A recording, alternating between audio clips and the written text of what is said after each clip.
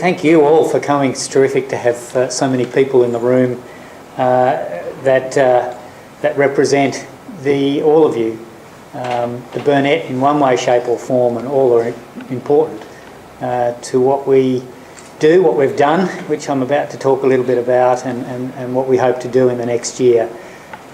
So thank you very much. And my job really is to a little bit echo Ross's comments, but more to acknowledge the work of the 400 or so Burnet staff, both here and particularly because they're not here, those staff throughout the world. These proceedings are always recorded, and they do get to see it at a later time. And I'd like to acknowledge our overseas staff who don't get to share in these functions, but I can assure you remain as committed as anybody else to the organisation and its goals, and in fact, to a large degree, the key point of difference, one of the key points of difference, if not the key one that Ross was just referring to. So I would like to especially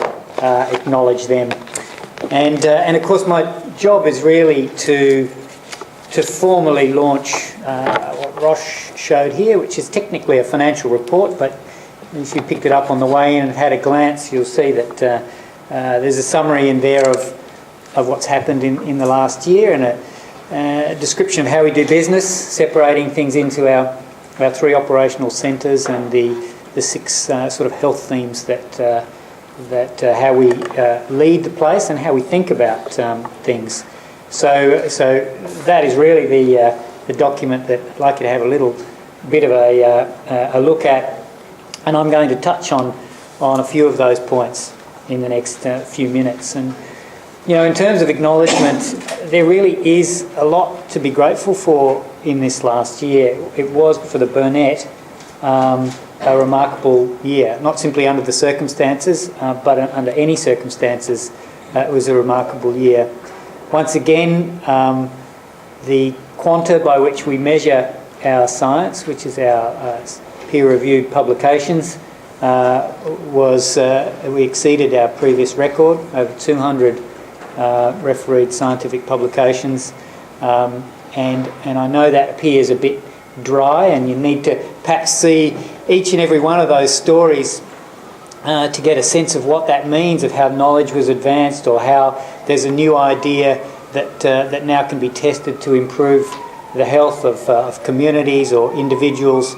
In our case, in almost every one of those 200 publications dealing with issues that affect the poor and the marginalised and the vulnerable here in Australia, in our own community here in Victoria, and throughout the world. So these are really important, tested documents that are a great tribute to those who have done the work, and of course do lead to real tangible outcomes. And some of those outcomes, we call science translation, when you take research through closer to a policy or a practice, Ross has already referred to.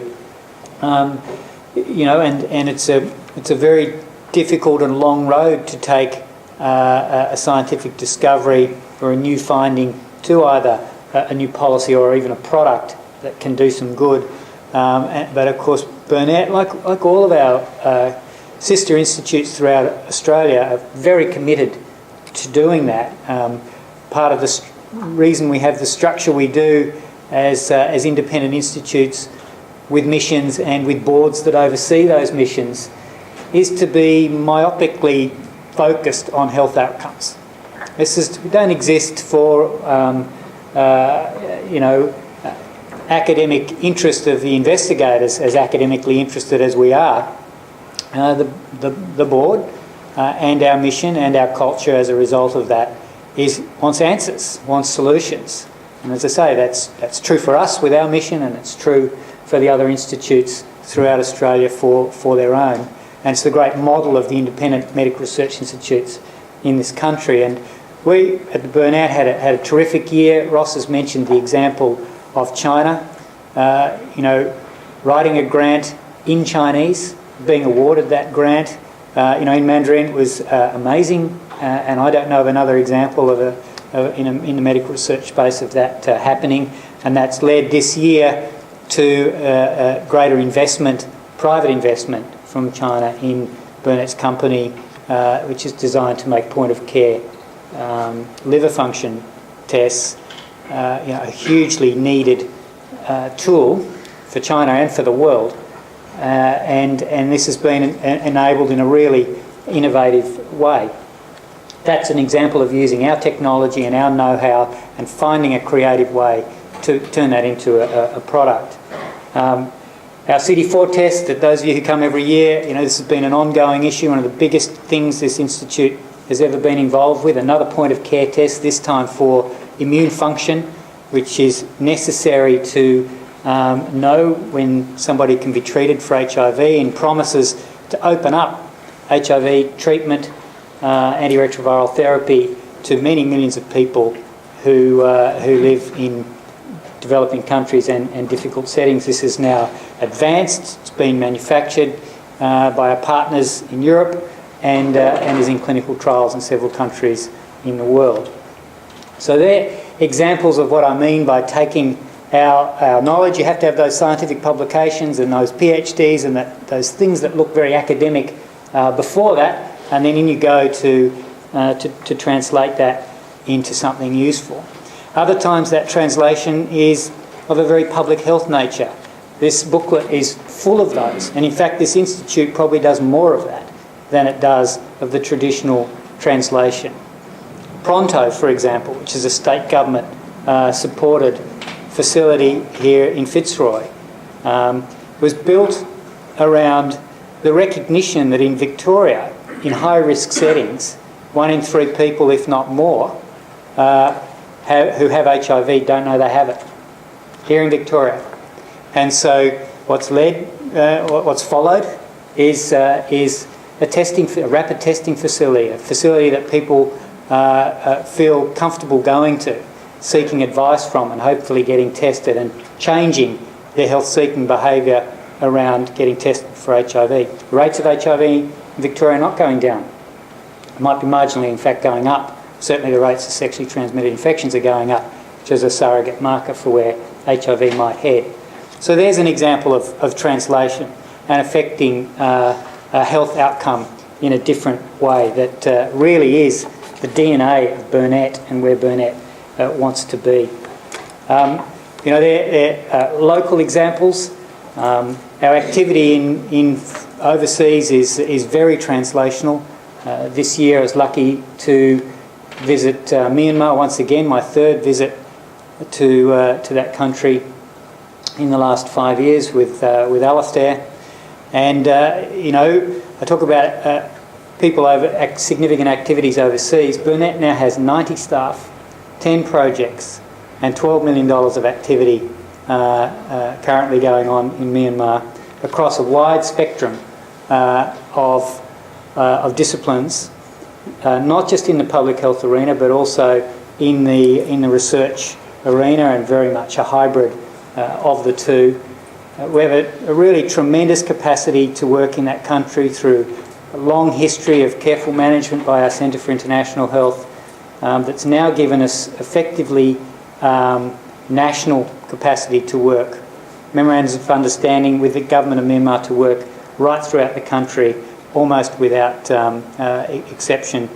This is really difficult to get, and only comes when you've built that level of reputation, and I congratulate the Centre for International Health for sticking with it over such a long period of time through the tough years.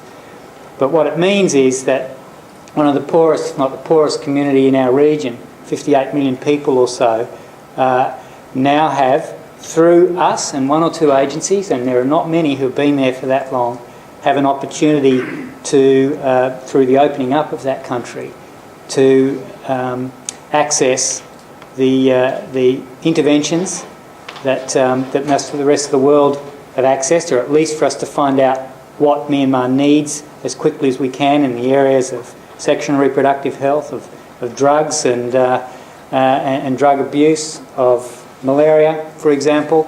There are many fronts in which the Burnet and our colleagues and partners in Myanmar work. It's very exciting to see, and that's simply an example of translation to improve health that's consistent with our mission. So the Burnet spectrum of activity does go from discovery research in the lab, people in lab coats doing stuff that looks a bit of a mystery to the general public, right through to very practical health solutions. And it's a continuum that is necessary for very complicated problems. You know, how do you prevent or how do you reduce the incidence, for example, of mothers dying prematurely in poor or remote settings? We actually don't know all the answers to that. It's not simply a matter of delivering high-level obstetric care. That's, of course, the ultimate aim, but it's not going to work in the near future. What else can you do? That's the sort of research and public health research interface that Burnet is very interested in and involved in. So it's been a tremendous year for our activities across research to public health, and I do take absolutely no credit for that. The credit belongs to all of the staff, many of you are here in this room, to the great leadership that we have in this organisation and the culture that comes from the commitment that you all show to the cause. So I really do thank you for that, and I know I do that on behalf of all who care about the Burnet and our mission. On top of the sort of academic and translational performance, we're still a business, a not-for-profit business. That's why this is a financial report with the audited accounts in it. And I'm really pleased to say that 2013 was the last financial year. The 2013 calendar year was a terrific year for the Burnet, built on a good year last year, and we ended up with effectively a just over a $2 million surplus. And on our operations, which is a better guide of how we're going, it's just over $1 million surplus. We don't aim to make a surplus, of course, we aim to break even, but it's better making a slight surplus than it is a slight deficit. As a result of that, we're going to spend a bit more this year, and we've budgeted for a deficit this year, so we do more programs and more research with that small surplus that we made last year. So we intentionally cut it fine. Having said that, cutting it fine is not something we have to try hard to do. It's an extremely difficult business and environment for nationally to keep the research funds flowing, and so it's a great credit to our administrative team, particularly our finance team led by Peter, and our audit committee led by Ross, and the board level to deliver that really incredible result. It does give Burnet a future in every bit as significantly as the research and public health work that we do. So congratulations to the administrative team. So looking ahead, and while on the issue of funding, and I'll come back to our programs, but you know, the world in health and medical research just in the last week and a bit in Australia has actually changed.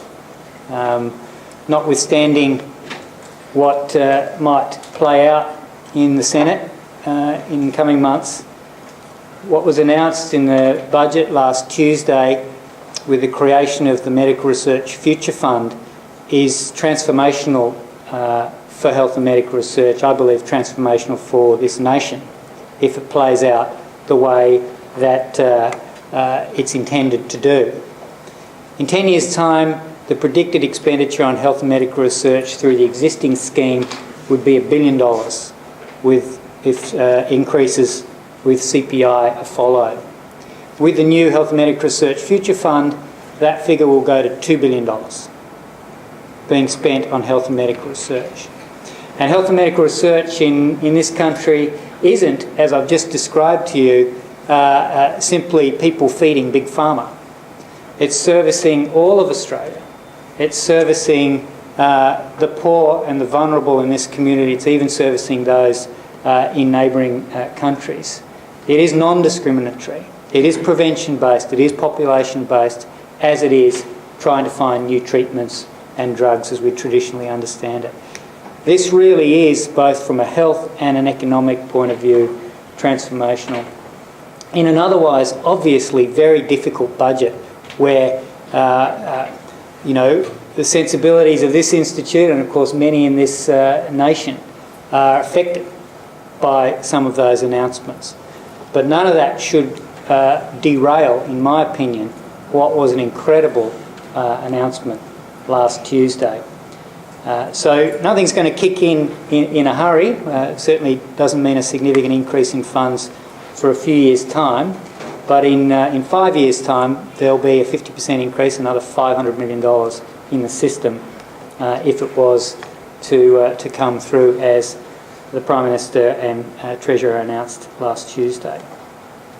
There's still many challenges. We rely very heavily as medical research institutes in this state on the state, and the state's been probably the key reason. The state support for medical research institutes, and I'd certainly like to acknowledge two of the key players, Phil Marley and Phil Davies, who are here today, who've for many years helped shepherd us all through the state system. The state's been crucially important. They're the key reason I believe Victoria is by far and away the lead state for health and medical research in Australia, by far and away. And it's the innovations tracking back more than a decade, funding innovations that have led to that. We're now, though, as of very recent times, at a competitive disadvantage with our interstate neighbours, particularly New South Wales, very substantially competitive disadvantage. So I think that, given the prize of this additional $1 billion, and Victoria's share of that in today's language would be an additional $400 million a year directly of state money, is a very attractive one to see the state reform and continue to support medical research institutes in the way it has so effectively in the last decade or more. But there's a significant challenge there, especially messaging one when it appears like everything's going so swimmingly. It's not that simple, and it's certainly not that simple for the next 3 to 5 years. I know the two Phils understand better than anybody. The foreign aid space, the other side of which of funding equation for the Burnet, is not such a positive story. Both sides of politics have let us down, in my opinion, in the last few years in foreign aid, and not just in the cuts, but more importantly, in fact, in the rhetoric that surrounded those cuts. Foreign aid, of course, can always be delivered better, but it's important that at least everybody here and everybody who hears the message recognises that aid works, and Australian aid works. This year I visited Bangladesh, for example, and Bangladesh's population, that I'm sure many of you in this room would say is out of control and symptomatic of where the world's headed. Bangladesh's population is stagnating and it's about to go down. And the reason it's about to go down has a lot to do with Australian aid. And not only is it about to go down, the economy of Bangladesh is going gangbusters. And the next decade or two promises huge things for that country. What they did, Australian aid, together with Canadian and Sweden and US, is support research activities around very basic things. One of the things the recent Lancet series on Bangladesh demonstrated is that aid supported the development of an oral rehydration solution for diarrheal diseases. And that Lancet series said that saved, that one intervention, aid money that went to make the intervention and then aid money to deliver it, Australian aid money to deliver it to an organisation called BRAC, saved 50 million lives. Just that one intervention. And what followed from that was confidence that mothers had that their children were going to survive. The fertility rate over that period, together with Australian-funded family planning services, has dropped from over 6 to 2.3, which is about replacement. It's just marginally above replacement level. Any lower, which it's still headed, and as I say, after a generation the population drops. Aid works, and the argument about whether it can be done better is a no-brainer. Of course it can be. Everything can be. But to dismiss it out of hand, as has happened in the last few years, has been very unhelpful and has tilled the soil for the significant cuts we currently see. So that's a more difficult message for us. On the positive side, I think, of aid is the recognition that research is important. This is actually quite a transformational shift for the aid world. And of course, given that we're a research in aid organisation, it's not all doom and gloom for us directly as an organisation. And it's been an important part of my advocacy in the next few years with the federal government will be focused very hard on that issue, creating mechanisms to support research in aid, which does improve, which helps laser target, just as that oral rehydration solution in Bangladesh, laser target the interventions to just what you most need the most. So that's the environment we're in. There will be no windfall for us in the next few years. I think the longer term outlook, especially in health and medical research now, is a bit more healthy, potentially, say Senate notwithstanding, but there's a lot of work to do. We at this institute really can't wait or rely on government. We need them. Government are great partners, both federal and state, and we do deliver, obviously, a public good. But we can't at least totally rely on that. Our fundraising is improving and has to continue to improve. We need to be more and more in control of our own destiny, particularly of the new things that we initiate. The priorities as we see them need to be addressed. And that's exactly what Burnet's doing with the spare cash, small amounts of spare cash it has that it raises through donor support. We're responding, for example, to a global emergency of tuberculosis, especially drug-resistant tuberculosis. In PNG, on our doorstep, it is, in my personal opinion, the biggest problem that country faces. And Burnet's front and centre in trying to address that. Through our Healthy Mothers, Healthy Babies program, an initiative that refers back to something I said earlier of addressing ways to tackle the Millennium Development Goal for which there's been the least progress, maternal mortality in difficult, poor and remote settings, beginning in PNG but extending to Myanmar and beyond. And our translational activities, such as the ones you've already heard about, our business opportunities in China, our hepatitis C vaccine initiative here in Melbourne and hopefully overseas very shortly, our CD4 tests and others, all of these programs seed funded or funded to a large degree by donors. They're intended, of course, to become self-sufficient and to grow into effective health programs, but the decisions we make, were priorities that we see and we can address through donor support, crucially important, absolutely crucially important. And I'm not here saying government should support that. This is something that, in the mix of how to properly do health and medical research, is appropriate. It is appropriate to have a funding mix in this way. But it's I can just reassure everybody that the need for donor support is not about to disappear anytime soon. And with that, I'd really just like to close with thanks. I've said some words of thanks already to the staff, but I can't thank you enough. Those of you who work at this institute, if you didn't come here with a certain sensibility, you certainly pick it up very quickly. People work here, I think, to a large extent because it's special to be here. I don't know exactly the reason why it is, but I came here for that reason. That culture was already here. I certainly didn't create it. And I know that many of you feel the same way in your involvement. And I especially point out those who work in finance or in HR or in PR or whatever administrative service the Institute has, because that culture, that love for what this place does and what it seeks to do for others is just as strong there. And it is as it is amongst the people who you'd expect it to be, those whose vocation in life is to do science or public health in this way.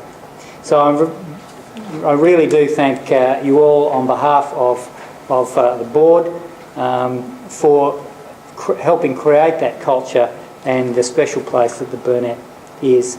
And of course, along with that goes our students, our 40 or so PhD and honours students, who as always are the heartbeat of an organisation like ours. I thank the board, of course, very much, echoing Ross's comments. The board is a group of volunteers, but every bit as committed, every bit as liable as any other corporate board. It creates a huge responsibility, but boy, they tackle it with great passion. And a special tribute to our chairman, Alistair Lucas, who is very engaged in this organisation, as anyone who's in this room who's met him would know. And he does an awful lot of hard work, and his work and commitment. Not only does he do that for nothing, he's a very substantial donor to the organisation as well, as all board members are. So they really do contribute in a major way, and I'm very grateful for that. To our members, thank you. It's an important part, a governance layer for the Institute, and so appreciate what you do every year, and the members are getting more and more involved through some of the initiatives that we're introducing. To our supporters, of course, and there are many. To our donors, as Ross has already said, and I've stressed, but particularly to our government supporters, and state government I've mentioned, federal government in different sources, despite my mixed messages around support positive and negative messages that I have for government. But the fact is that the people of Australia through the government, people of Victoria through the government, support us generously, are committed, genuinely committed to the success of our organisation, of our System Medical Research Institutes. I'm very grateful to that. And it is important for all the staff in the room to know that acknowledgement for the government is really very significant, and helps the government win support internally to keep the programs that they're funding going. So make sure that when you get that opportunity to acknowledge the government, you take it. It actually makes a big difference.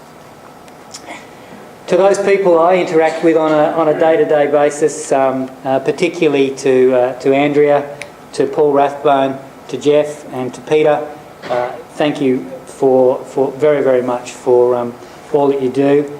I couldn't even begin to describe the amount of effort that they go to keep this place going. And as always, my own scientific group, I apologise for my almost entire absence from my lab. I'm sure there's absolutely no link between the success you're all having at the moment and my absence. It seems to flow always under those circumstances, but really special thanks to you all, particularly to Paul Gilson, who co-heads the lab with me, without whom my personal involvement in doing what I love the most would be absolutely minimal. Really appreciate you all being here and for listening to the story of Burnet in 2013, and I look forward to you being back here to hear the next chapter in this institution's history this time next year. Thank you.